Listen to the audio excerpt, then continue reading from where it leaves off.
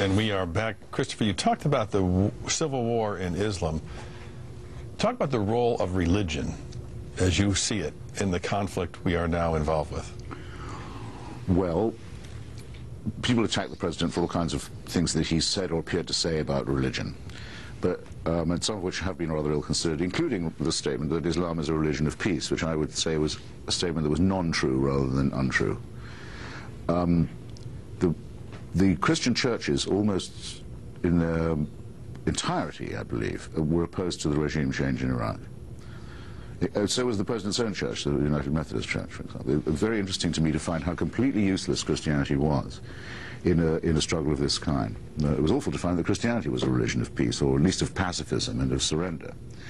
The Church, as far as I know, has not endorsed any war as just since it supported General Franco's invasion of Spain to destroy the Spanish Republic with a Muslim mercenary army in the 30s on the side of Hitler. I think this is a wonderful occasion to discuss what the real value of religion in politics, international affairs, is. The difficulty for me is that while we are, in a sense, objectively committed to secularism for our own society and in others, if you take, say, just the case of Palestine, American support has, and Israel, American support has up till now gone to the Wahhabi royal family that pumps out anti-Semitic propaganda and anti-American propaganda, but was considered our ally in the Middle East, to Israeli settlements which were run by messianic fanatics who wouldn't be able to do this if it wasn't for American aid, and to extreme Christians, mainly in the United States, who hope that out of this conflict they can bring on Armageddon and the apocalypse. So what is otherwise a perfectly soluble problem, division of Palestine between its Arab and Jewish inhabitants, is made impossible by monotheism. No, it's made impossible. Completely poisoned by it. Well, it may be poisoned by the fusion of monotheism with politics, and that's the issue. The issue is not the relevance of faith. The issue is the fusion of faith with political power, and this is something that... Well, if you believe that Jesus coming back very soon is going to kill everyone who doesn't agree with him, how do you keep that out of politics? Well, I think you have to develop... The belief is political. I'm sorry, Andrew. No, it's not. Belief can't... It is possible, and if you believe John Locke, I mean, maybe you don't, but it is possible and should be possible, in fact essential, given our human experience. Christianity is not innocent in this regard. The 16th and 17th centuries were religious wars. People were murdered in large numbers, and out of that experience, that some things you may believe in are still not so important they're worth killing other people for, came liberal democracy.